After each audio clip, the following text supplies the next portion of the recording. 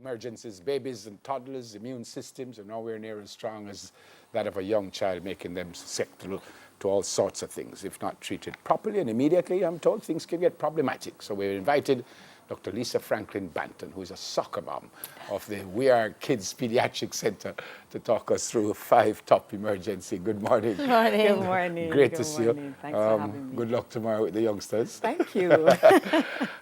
So we're talking about little babies now, we're talking about now. And things happen and you're not too certain how to deal with it. Take us through, what's the first one? It's fever? Okay, so a lot of times when babies have fevers, parents immediately start to panic. And I try to encourage them not to panic. I mean, what fever is telling us is that there is something there is an infection, and the baby is trying to fight the infection. However, you shouldn't ignore it either. I mean, a temperature, a fever, which is greater than, so the normal temperature is 98.6. A temperature sustained above 100 is something that you should take note of. Sustained. Correct. So if you just jump up and jump back down, you're fine. So it would hardly ever jump up and jump back down without intervention. Right. So, I mean, if you do have a fever, unless you intervene, it probably will not go away unless you intervene. Right. So we usually encourage them to take medication. The most common one that we know, there's Panadol, there's Cetamol, acetaminophen. So they're different formulations. More importantly, though, if that fever happens in a young baby, so if we have like a 6-week baby or a younger baby who's having a fever, that's something that you should immediately attend to. So you should notify your physician, perhaps even take that baby back to the hospital, because the younger that child is, the weaker their immune system and the quicker they can become very ill. Okay. And the fever is probably saying something is wrong, so you should pay attention Dr. to Franklin Banton, I noticed one time you must put it under your tongue. No, I said then put it under your arm. There's a rectal one. What's the best way, an ideal way, or it doesn't matter? It really doesn't matter. Rectal is uncomfortable, so I really would encourage that. The thing with putting it under the arm in babies is that it takes really long to register, and babies start to get fussy, so sometimes you don't get a true measurement because it takes too long to stay under the arm. There are some newer ones, you just put it by the forehead and it quickly registers, so that is good. Okay. So anything that gives you a temperature, a reading fast, that would be ideal. All right, so that's one. This one is definitely an emergency. If the baby falls off the changing table. So I preach that in my office every single day. First of all, prevention is better than cure. Do not leave your baby on a high surface unattended.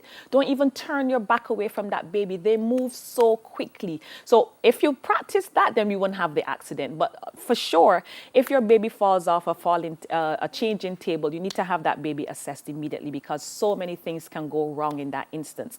I mean, a lot of parents are lucky, fortunate, nothing happens, but there's that one unfortunate incident where there's bleeding and there's damage, and that child needs to be taken immediately to surgery. So that child needs to be assessed immediately.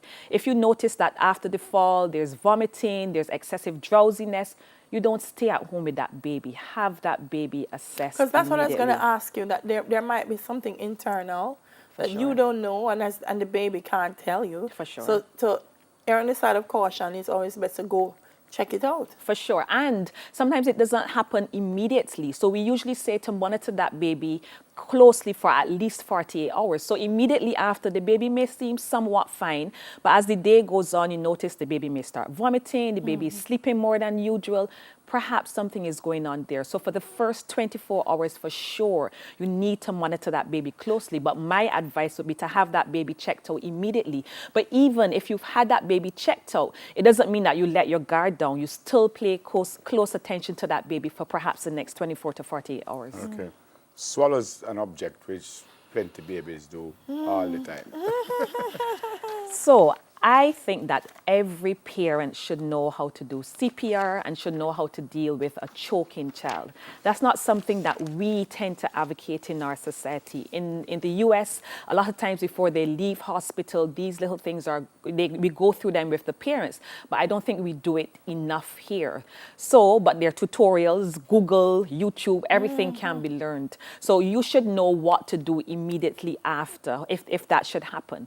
If you're not sure, of course, you need to get that child to a medical attention ASAP. But sometimes that split second, that minute can make a whole lot of difference. So what do we do? What do we do? So if the child swallows something and the child is coughing, that's a good thing. It means that it hasn't lodged completely and the child is actually trying to expel it. So allow that child or baby to cough. Allow him to cough and it may or may not expel on its own. So don't hit them in the back or anything. Right. If not, if it's a baby, you turn them over and you give them some back thrust between the shoulder blades and you just thrust. You turn them over and you start to thrust. Never try to put your hand in the mouth, especially if you're not seeing the object. So if you can see the object, fine, try to pull it out. But if you can't see the object and you blindly put your hand in the mouth, you may actually push it further down and it may cause even more problems. So never try to do that, even in the panic of the situation.